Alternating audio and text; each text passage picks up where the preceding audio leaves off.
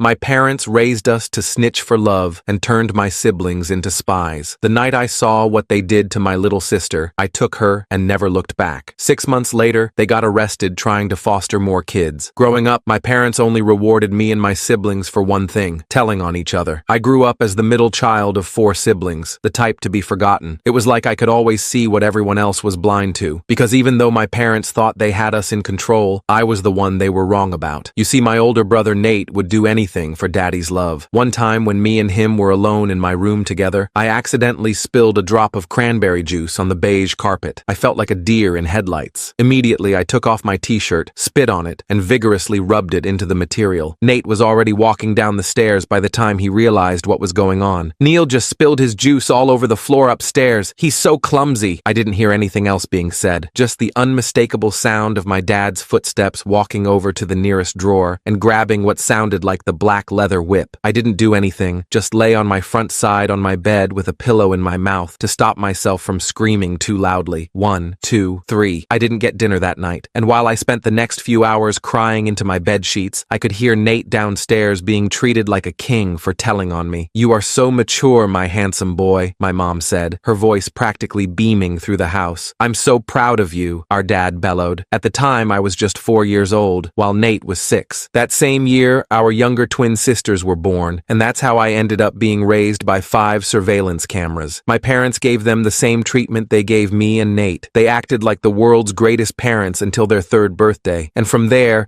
they'd withhold all affection from them. No nice words, no hugs, nothing. Unless they did one thing: start telling on each other. By the time I was 10, I had been wailed on more times than I can count. Not cleaning my room properly, leaving leftover crumbs on my plate, crying too loudly, wearing clothes that showed any indication of my injuries. Meanwhile, my siblings only got it once or twice a year, because from all the punishment I learned one thing: it was the last thing I wanted to inflict on my siblings. So even when I caught them doing things, I'd never tell on them. Heck, sometimes I'd even take the blame for it. And in some ways, it paid off. Like, Nate and the twins always felt safest around me, but none of them returned the favor, not once, because there was something they loved more than me, and that was our parents. Over time, it was clear that I was getting the most amount of punishment, but instead of attributing that to my kindness towards them or the fact I was simply just a good person, everyone started seeing me as the troublemaker. Suddenly, nothing I did was ever enough. If I snored too loudly and annoyed one of my siblings, my mattress would get taken away for the rest of the week. If I accidentally used Nate's cologne instead of my own, no showering for the next 3 days. By the time I turned 18, my idea of family was so distorted that when I saw loving parents or siblings on TV, I would get angry about how fake it was. I had spent so much of my life simply surviving that when college season finally came, I literally had a GPA of 1.0. But there was one thing I knew with all my heart: there was no way I could spend another second in my home. So when it was time to move out, I paid one of my classmates to let me sleep on the floor of their dorm room. I remember being extremely stressed when his parents came over to visit for Thanksgiving. My heart was pounding for the entire week, and I made sure to be perfect, just as my parents always taught me. So when they came and I opened the door after they knocked twice instead of once, I closed my eyes super tight to brace myself for what was to come. But instead of beating me senseless, they thanked me for opening so soon. His mom even gave me a hug. For the rest of the night, I was on my best behavior, completely silent, tense, ready to clean up anything. And when his parents left, it was over. My friend screamed at me for being a worthless piece of shit, for not being able to do anything properly. Well, the best liar is your childhood trauma, because what actually happened was him hugging me and thanking me for being so accommodating to his parents. That's when I realized how psychotic my parents really were. And the next day, I got the phone call. It was my twin sister, Kayla. She was whispering so quietly that it could have been mistaken as the sound of an exhale. "Please help me. I'm sorry," was all she said before immediately hanging up the phone. My heart broke, and the very next day, I drove round to the house to bring her to my friend's dorm. When we got there, she showed me her stomach, and my jaw dropped. It was clear that when I left, my family needed a new punching bag, so to speak, and that was Kayla. I treated all her wounds while she apologized over and over again, but I had no resentment towards her, or any of my siblings for that matter, because all my hatred was directed towards just 2 people, my parents. Thomas was amazing about the whole thing. He helped me set up a small space for Kayla in the corner of the room, behind his desk, where no one would see her during room checks. We took turns sneaking food from the cafeteria. For the first time in her life, Kayla slept through the night without fear, but our peace didn't last long, My phone started blowing up with calls from my parents the very next day. At first, they tried to sound concerned. "Neil, honey, have you seen Kayla? We're so worried about her," my mom said in a voicemail, her voice dripping with fake sweetness. I didn't respond. The next messages got progressively angrier. "You better bring her back right now, or there will be consequences," my dad growled in his message. I blocked their numbers. Then Mason started calling. "Hey little bro, Mom and Dad are really worried about Kayla. Just let us know she's okay, alright? No one's mad at you." I almost believed him. Almost. But I'd spent my whole life watching Mason say whatever our parents wanted him to say. This was no different. Kayla was terrified they would find her. She jumped at every noise in the hallway. She refused to go outside, even just to walk around campus. She slept curled up in a tight ball, like she was trying to protect herself even in her dreams. "What if they call the police?" she asked me one night. "What if they say you kidnapped me?" I hadn't thought of that. Legally, Kayla was still a minor. I could get in serious trouble for taking her, but sending her back wasn't an option. I'd seen what they did to her. I couldn't let that happen again. "We'll figure it out," I promised her, though I had no idea how. The next day, Thomas pulled me aside while Kayla was in the shower. "My RA is getting suspicious about having an extra person in the room," he whispered. "We need to find somewhere else for you guys to stay." I nodded, trying not to panic. We had nowhere to go and almost no money. I'd been working part-time at the campus coffee shop, but my paycheck barely covered food for the two of us. That night, as Kayla slept fitfully on her makeshift bed, I stayed awake planning our next move. I knew one thing for certain. I would never let my parents hurt my sister again, even if it meant risking everything. I spent the next few days asking around campus for anyone with extra space. Most people just looked at me like I was crazy when I explained I needed somewhere for my sister to stay. I didn't blame them. It was a weird request. Finally, I got lucky when I ran into Melissa from my Psychology 101 class. She lived in an off-campus apartment with 2 roommates and mentioned they had a small storage room they weren't using. "It's not much," she warned me. "Just enough space for a twin mattress and maybe a small dresser." I nearly hugged her. "That's perfect. Seriously, thank you." We moved Kayla that weekend. Thomas helped us carry the few things we'd managed to collect: some secondhand clothes, a cheap mattress I found on Facebook Marketplace, and a plastic storage bin for her stuff. Melissa's roommates, Alexis and Victoria, were surprisingly cool about the whole thing. They didn't ask too many questions when I explained Kayla was escaping a bad home situation. "My stepdad was a complete a-hole," Victoria told Kayla while helping her set up the tiny room. "I get it." For the first time since I'd brought her to campus, Kayla seemed to relax a little. Having other girls around made her feel safer. I still slept on Thomas's floor, but I spent most of my free time at the apartment with Kayla. Things were going okay for about a week. I picked up extra shifts at the coffee shop. Kayla started doing homework for Melissa and her roommates for a little cash. We were surviving. Then Mason showed up at the coffee shop. I was in the middle of my shift when I looked up and saw him standing at the counter. My stomach dropped. I hadn't seen him in almost a month, and suddenly there he was, wearing his expensive North Face jacket and that familiar smug expression. "Hey, little brother," he said casually, like we were just 2 normal siblings catching up. "Can we talk?" I glanced at my manager, who nodded that I could take a break. I untied my apron and led Mason to a table in the corner, as far from other customers as possible. "What do you want?" I asked, not bothering to hide my hostility. Mason sighed dramatically. "Look, I know you're mad at me. I get it. But this thing with Kayla has gone too far. Mom and Dad are freaking out." "Good," I said. "They should be freaking out. Do you have any idea what they did to her after I left?" He shifted uncomfortably. "They said she was acting out, breaking rules. You know how she can be?" I stared at him, disgusted. "I saw the bruises, Mason, all over her body. They hit her because she didn't tell on Cynthia for something. That's fucked up, and you know it. They're our parents," he said, lowering his voice. "They're strict, yeah, but they love us. They just want what's best for us." I almost laughed. "Is that what you tell yourself to sleep at night? That beating your kids black and blue is love? That making them terrified of making the smallest mistake is good parenting?" Mason's expression hardened. "You always were the dramatic one, always playing the victim." "I'm not playing anything. I'm protecting my sister. She's a minor, Neil. This is kidnapping. Mom and Dad could press charges." There it was, the threat I'd been waiting for. I leaned forward, keeping my voice steady despite my racing heart. "Tell them to go ahead. I'll show the police Kayla's bruises. I'll tell them everything. Is that what they want? For everyone to know what they've been doing to us?" Mason's confident facade cracked slightly. He hadn't expected me to stand my ground. "Just let me talk to her," he said, changing tactics. 5 minutes, that's all I'm asking." I shook my head. "Not happening. Tell Mom and Dad to leave us alone. We're done being their punching bags." I stood up to go back to work, but Mason grabbed my arm. "They know where you work now," he said quietly. "They'll find her eventually. You can't hide her forever." I pulled my arm away. "Watch me." As soon as my shift ended, I raced to Melissa's apartment. I needed to warn Kayla that Mason knew I was working at the coffee shop. When I got there, I found her sitting on the couch with Cynthia. My other twin sister looked up at me with red-rimmed eyes. Hi, Neil. I froze in the doorway. What are you doing here? Kayla jumped in before Cynthia could answer. She came to check on me. She was worried. I looked between them, my mind racing. This couldn't be a coincidence. Mason shows up at my work, and suddenly Cynthia appears at the apartment. How did you find this place? I asked Cynthia. She looked down at her hands. I followed you one day after your class. I just wanted to make sure Kayla was okay. Something felt off. I pulled Kayla into the tiny storage room that had become her bedroom. Did you tell her where we're staying? I whispered. Kayla shook her head. No, I swear. She just showed up about an hour ago. She said she misses me. I peeked back into the living room where Cynthia was texting someone on her phone. My suspicion grew. I think this is a setup, I told Kayla. Mason came to see me at work today. Now Cynthia shows up here? They're working together to find you. Kayla's eyes widened with fear. What do we do? Pack your stuff. We need to leave. Now. While Kayla quickly threw her few belongings into a backpack, I went back to talk to Cynthia. I sat down across from her, noticing how she angled her phone away from me. Who are you texting? I asked casually. Just a friend, she said too quickly. I nodded toward her phone. Can I see? Why? Don't you trust me? She tried to sound offended, but I could hear the nervousness in her voice. Not really, no. Cynthia's face fell. She knew she was caught. They're really worried about her, Neil. They just want her to come home, so they can hit her again? No thanks. It's not like that, Cynthia insisted. They promised they'd be better. They feel terrible about what happened. I almost believed her. Almost. But then her phone buzzed with a new text, and I caught a glimpse of the screen. It was from our mom. Is she coming? Dad's waiting in the car. My blood ran cold. They were outside, waiting. You need to leave, I told Cynthia, standing up. Now. Neil, please, now. I rarely raised my voice, but when I did, it had an effect. Cynthia flinched and grabbed her coat. They're going to find her eventually, she said as she headed for the door. You can't keep her hidden forever. As soon as she left, I texted Melissa to warn her not to come home yet. Then I grabbed Kayla and the backpack with her things. We slipped out the back door of the apartment building, just as I spotted my dad's car pulling up to the front entrance. We spent that night in a cheap motel on the edge of town, paid for with the last of my paycheck. Kayla cried herself to sleep while I sat by the window, watching for any sign of my parents. Why won't they just leave us alone? She asked through her tears. I didn't have a good answer. Control, maybe. Or maybe they were worried we'd tell someone what they'd done to us. Either way, I knew we couldn't keep running forever. The next morning, I called in sick to work and used the motel's crappy Wi-Fi to research our options. I found a website about teenage runaways and their legal rights. According to the site, at 16, Kayla might be able to file for emancipation, especially with evidence of abuse. But that would mean going to court, showing the bruises, telling our story to strangers. I wasn't sure Kayla was ready for that. While I was reading, my phone buzzed with a text from an unknown number. It was a photo of Kayla and me entering the motel last night. Underneath was a message. We know where you are. Bring her home, or we call the police. I showed Kayla the message. Her face went pale. They're going to take me back, she whispered. No, they're not, I promised, though I had no idea how to keep that promise. We checked out of the motel immediately and caught a bus back toward campus. I texted Thomas, asking if we could crash in his room for just one more night while I figured things out. He agreed, but warned me his RA was getting suspicious. When we got to campus, I noticed a campus security officer talking to someone who looked suspiciously like my mother near the entrance to Thomas's dorm. I quickly steered Kayla in the opposite direction. They're everywhere, she said, panic rising in her voice. I spotted the library ahead. In here, I said, guiding her through the doors. We found a quiet corner on the third floor where we could hide out for a few hours. While Kayla pretended to read a book, I called Melissa to see if it was safe to come back to her apartment. She didn't answer. I tried Victoria next. Hey, so, weird question, Victoria said when she picked up. But did you tell your parents where you guys were staying? Because they showed up here this morning looking for you and Kayla. My heart sank. What did you tell them? Nothing. Melissa told them to get lost or she'd call the cops. They left, but they seemed pretty mad. I thanked her and hung up. We couldn't go back there either. By evening, we were running out of options. I had less than $20 left, not enough for another motel. Thomas texted that his RA was doing room checks that night, so his dorm was definitely out. We ended up spending the night in a 24-hour laundromat, taking turns sleeping on the hard plastic chairs. The next morning, I woke up to find Kayla gone. My heart nearly stopped until I spotted her outside, talking to someone on her phone. When she came back in, her expression was unreadable. Who was that? I asked, trying to keep the panic out of my voice. Cynthia, she admitted. She wants to meet, just her and me. Absolutely not. It's a trap. Kayla sat down next to me. What if it's not? She says she wants to help us. She feels bad about what happened. She felt bad last time too, remember? Right before she led them straight to us. She says mom and dad are at work. She just wants to talk. I could see the hope in Kayla's eyes. She wanted so badly to believe that at least one of our siblings was on our side. I couldn't blame her. I'd spent spent years hoping for the same thing. Fine, I said finally, but I'm coming with you, and we meet somewhere public. We agreed to meet Cynthia at a coffee shop on campus, not the one where I worked. I made Kayla promise to stay within my sight at all times. When we arrived, Cynthia was already there, sitting at a table by the window, alone, just like she promised. Thank you for coming, she said, as we sat down across from her. She looked tired, with dark circles under her eyes. I'm sorry about yesterday. They made me do it. Made you how? I asked, skeptically. They said if I didn't help find Kayla,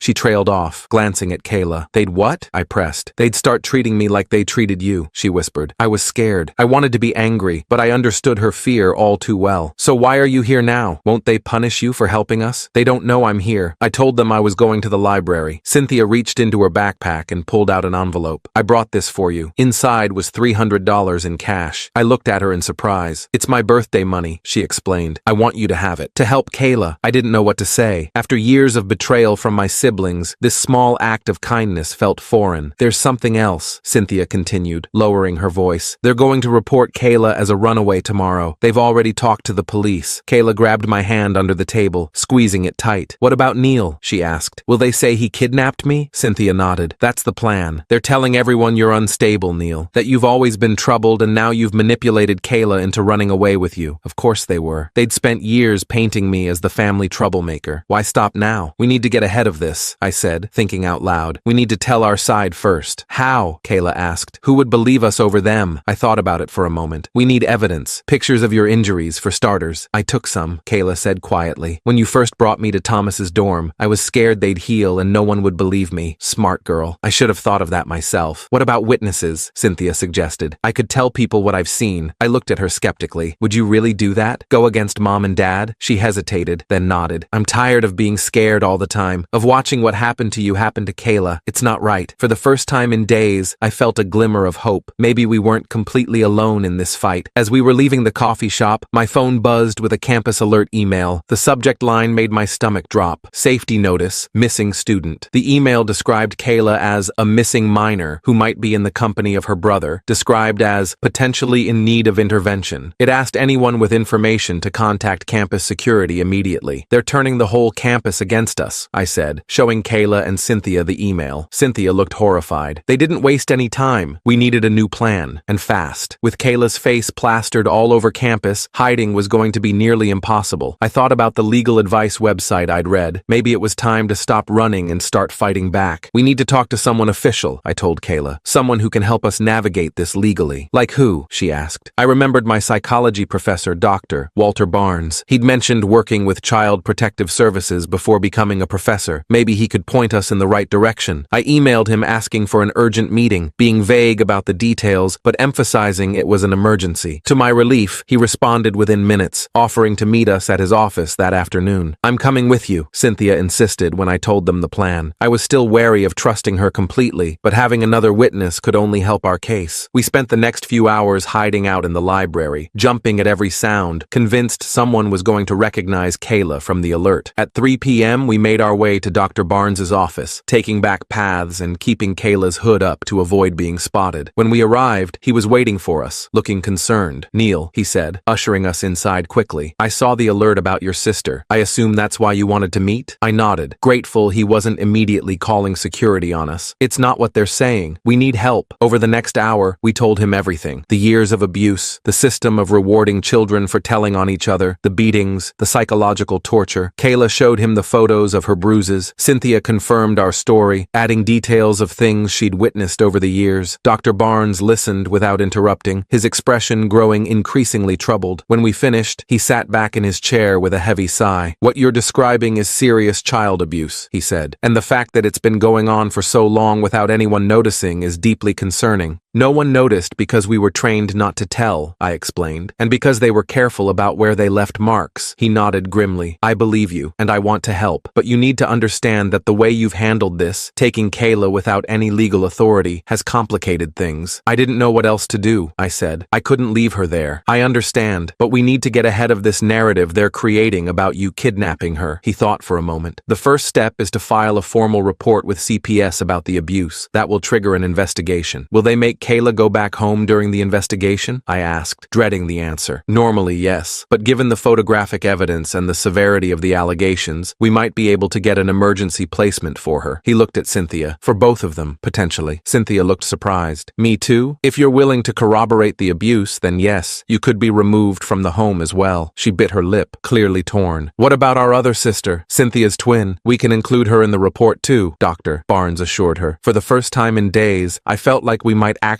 have a way forward, a legitimate legal way to keep my sister safe. What about Neil? Kayla asked. They're saying he kidnapped me. Dr. Barnes frowned. That's trickier. You're an adult, Neil, so you can't be placed in foster care. And technically, you did take a minor without legal authority. So I could go to jail for trying to protect my sister? The unfairness of it made my voice shake. Not if we handle this right, he said. The key is to be proactive. We need to file the CPS report immediately, and then you need to present yourself to the authorities voluntarily, with Kayla, and explain the situation. The thought of facing the police, of possibly being separated from Kayla, terrified me, but I knew he was right. We couldn't keep running. What about our parents? Cynthia asked quietly. What will happen to them? If the allegations are substantiated, they could face criminal charges, Dr. Barnes explained. At the very least, they'll lose custody temporarily while the case is investigated. I tried to imagine my parents facing actual consequences for what they'd done to us. It seemed impossible. They'd always been so good at presenting themselves as perfect parents to the outside world, as if reading my thoughts, Dr. Barnes added. This won't be easy. Your parents will fight back. They'll deny everything. They'll try to paint Neil as the problem. Are you all prepared for that? Kayla nodded immediately. Cynthia hesitated, then nodded too. I'm tired of being afraid, she said. I want it to stop. Dr. Barnes helped us file the CPS report that afternoon. He documented Kayla's injuries and took statements from all three of us. Then he made some calls and arranged for a CPS caseworker named Beverly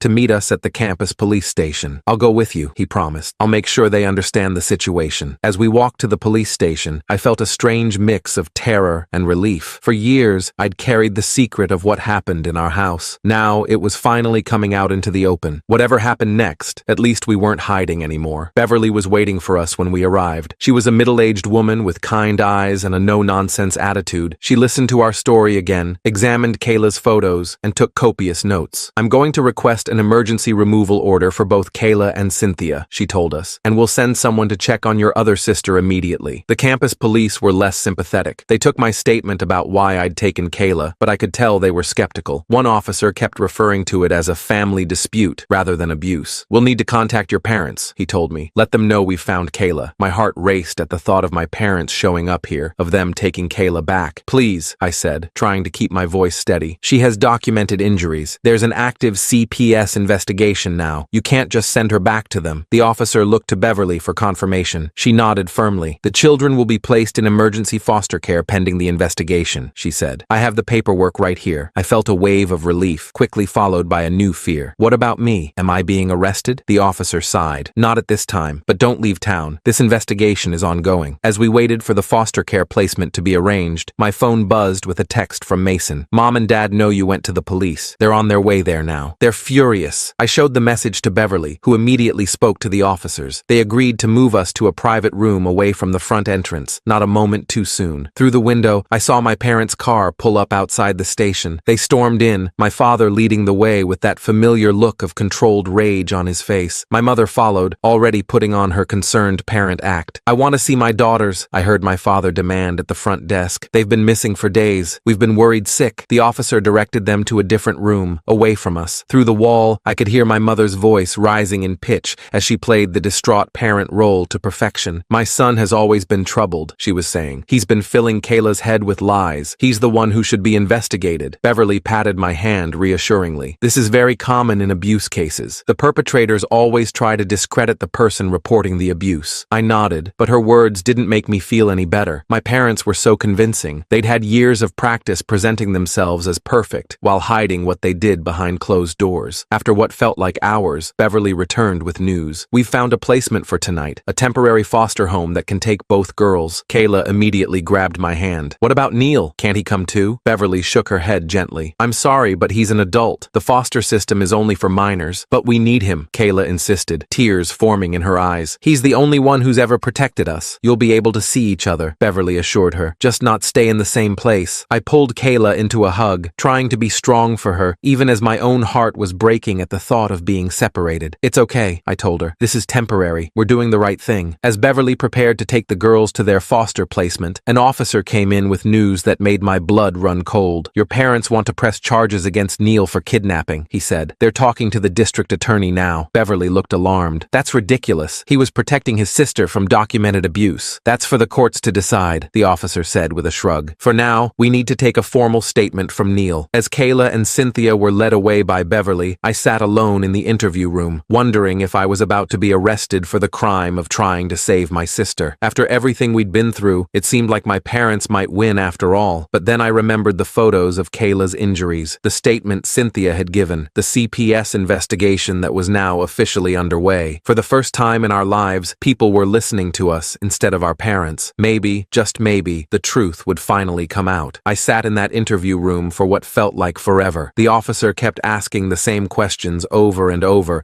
like he was trying to trip me up. Did I know taking Kayla was illegal? Did I realize I could go to jail? Was I aware that my parents were concerned citizens, just trying to protect their daughter from my negative influence? I wanted to scream. Finally, Dr. Barnes showed up with another guy in a suit who introduced himself as Stephen, a lawyer from the university's legal aid clinic. He immediately told the officer I wouldn't be answering any more questions without legal representation. The cop looked annoyed, but stopped the interview. They're pushing hard for kidnapping charges, Stephen told me once we were alone. But we have a strong case for the necessity defense. You had reasonable belief your sister was in imminent danger. I nodded, too exhausted to feel much of anything. Where are Kayla and Cynthia? Are they okay? They're safe, Doctor, Barnes assured me. Beverly placed them with an experienced foster family. Your parents can't get to them there. That was something, at least. Stephen advised me to find somewhere to stay that wasn't on campus, since my parents knew all my usual spots. Dr. Barnes offered his guest room, which was probably breaking a dozen university policies, but I was too grateful to care. That night, I couldn't sleep. I kept checking my phone for updates from Kayla or Cynthia. Around 3 a.m., I got a text from a number I didn't recognize. It's Mason. We need to talk. Alone. I almost ignored it. Mason had been my parents' loyal soldier for as long as I could remember, but something made me respond. Why should I trust you? His reply came immediately. Because I'm done being their puppet. Meet me tomorrow at 10. The coffee shop on Elm. I showed the texts to Dr. Barnes in the morning. He thought it might be another trap, but agreed it was worth finding out what Mason wanted. He insisted on driving me there and waiting nearby just in case. The coffee shop was busy with the morning rush when I arrived. Mason was already there, sitting in a corner booth, looking like he hadn't slept in days. His usually perfect hair was a mess, and he was wearing the same clothes as yesterday. You look like shit, I said, as I sat down across from him. He almost smiled. Yeah, well, it's been a rough couple of days. I didn't waste time on small talk. What do you want, Mason? He stared into his coffee for a long moment. I saw the pictures of Kayla. What pictures? The ones she took of her injuries. The CPS worker showed them to me yesterday when they came to interview me. He looked up at me, his eyes red-rimmed. I didn't know it was that bad, Neil. I swear. I wanted to believe him. Part of me even felt sorry for him, but I'd spent too many years watching him choose our parents over us. You knew, I said flatly. Maybe not the details, but you knew what they were capable of. You just didn't care as long as it wasn't happening to you. He flinched like I'd slapped him. That's not fair, isn't it? Where were you when I was getting whipped for spilling juice? Or when Kayla was being struck for not ratting out Cynthia? You were downstairs getting praised for being the perfect son. Mason's eyes filled with tears. I was a kid too, Neil. I was just trying to survive, same as you. I almost walked out right then, but something in his expression stopped me. For the first time, I saw genuine remorse in my brother's eyes. Why are you here? I asked again, softer this time. He took a deep breath. They're planning to destroy you. They've already convinced half the family you're mentally unstable. They're telling everyone you manipulated Kayla into making up abuse stories. That sounded exactly like something they would do. And I'm not going to let them do it. Mason pulled out his phone. I have proof they're lying. He showed me a series of text messages between him and our parents from the past few days. Messages where they explicitly discussed their plan to discredit me and regain custody of the twins. Messages where my father talked about teaching Kayla a lesson she'll never forget once they got her back. My hands shook as I scrolled through them. Holy shat, Mason. I know, and there's more. He swiped to his voice memos and played a recording. It was my mother's voice, crystal clear. We just need to convince everyone Neil is crazy. No one will believe him then. We've been laying that groundwork for years anyway. I stared at him in disbelief. Why would you record this? Because I finally realized what they are. He looked down, ashamed. What they made me into. I don't want to be their weapon anymore, Neil. For the first time in my life, I felt like I was seeing the real Mason, not the perfect son my parents had molded. He looked broken and scared, just like the rest of us. Will you testify? testify? I asked. If it comes to that? He nodded without hesitation. I'll do whatever it takes to keep the twins safe and to help you. I texted Stephen right away about Mason's evidence. He called back immediately, saying this could change everything. The texts and recording would be crucial for both the CPS case and getting the potential kidnapping charges dropped. Over the next few days, things moved quickly. The district attorney decided not to pursue kidnapping charges against me after reviewing Mason's evidence. CPS expanded their investigation, interviewing teachers, neighbors, and even distant relatives about our parents' behavior. Cynthia was thriving in foster care, finally free from the constant fear. She texted me daily updates about how nice her foster parents were and how she was sleeping through the night for the first time in years. Kayla was having a harder time adjusting. She kept having nightmares and panic attacks, but at least she was safe. A week after our meeting, Mason called me in a panic. They know I gave you the texts and recording. Dad is furious. He tried to hit me, but I left before he could. I immediately told him to come to Dr. Barnes's house. When he arrived, his cheek was bruised where our father had managed to land a punch before Mason escaped. "Welcome to the club," I said, handing him an ice pack. He gave a hollow laugh. "I deserved that one, for all the times I didn't stop him from hurting you." The next day, we got word that CPS had removed our youngest sister, Cynthia's twin, from the house as well. All four of us kids were now safely away from our parents. It felt surreal. Our parents didn't go down without a fight, though. They hired an expensive lawyer who tried to paint me as the family troublemaker who had manipulated my siblings into making false accusations. They brought in relatives who testified about what wonderful parents they were, how they'd never seen any signs of abuse, but they couldn't explain away the photos of Kayla's injuries, or Mason's recordings, or the consistent testimony from all four of their children. The judge at the dependency hearing was a no-nonsense woman named Judge Emerson, who saw right through their act. When my mother tried her concerned parent routine, crying about how much she missed her children, the judge cut her off. "Mrs. Mitchell, I've reviewed the evidence in this case thoroughly. The injuries documented on your daughter's body are not consistent with normal discipline. They are consistent with prolonged, severe physical abuse." My mother's face hardened instantly, her tears disappearing like they'd never existed. It was the face we knew from home, cold, angry, calculating. "These children have been given everything," she hissed. "Everything. And this is how they repay us? With lies?" The judge raised an eyebrow. "I think you've just demonstrated exactly why your children are afraid of you, Mrs. Mitchell." In the end, the judge terminated their parental rights to the twins and Cynthia's twin sister. Since Mason and I were adults, we didn't need legal protection, but the judge issued a restraining order preventing our parents from contacting any of us. It should have felt like a victory. We were free from them finally, but I just felt hollow. 18 years of abuse doesn't disappear with one court ruling. The real work came in the months that followed. We all started therapy, individually and as siblings. Kayla and Cynthia stayed in foster care, but I visited them every week. Mason got an apartment near campus and let me crash on his couch until I could afford my own place. Slowly, we started to heal, to learn what normal families were supposed to be like, to unlearn the toxic lessons our parents had taught us. It wasn't easy. We all had our setbacks. Kayla still flinched whenever someone raised their voice. Cynthia still apologized constantly for the smallest mistakes. Mason still struggled with guilt over his role in our family dynamic, and I still had nightmares about not being able to protect my siblings, but we were getting better, one day at a time. 6 months after the court ruling, I got a text from Thomas, my old roommate. "Dude, you need to see this." He sent a link to a local news article. My parents had moved to a small town 3 states away. They'd joined a church, presenting themselves as a loving couple whose children had been stolen by the system. They'd even started the process to become foster parents themselves, but someone had recognized them from a database of parents with terminated rights. The article included their mugshots. They'd been arrested for trying to falsify their backgrounds to get access to vulnerable children. I showed the article to Mason when he came over that evening. He read it silently, then looked up at me. "They'll never change, will they?" he asked quietly. I shook my head. "Number, but we did, and that was the truth. We'd broken the cycle. We'd escaped. We were building something new together, a real family based on support instead of fear, on protection instead of betrayal." Last weekend, all 5 of us siblings got together at Mason's apartment. We ordered pizza, played stupid board games, and just enjoyed being together without walking on eggshells. At one point, I looked around at my brothers and sisters laughing and arguing over Monopoly, and felt something I hadn't experienced much in my life: peace. Kayla caught me watching them and came to sit beside me. "What are you thinking about?" she asked. I put my arm around her shoulders. "Just that we're going to be okay." She leaned her head against me. "Yeah, we are. It wasn't a perfect ending. We still had a lot of healing to do. But for the first time, I believed we actually had a future worth looking forward to. One where we defined ourselves, not by what our parents had had done to us, but by what we chose to do for each other.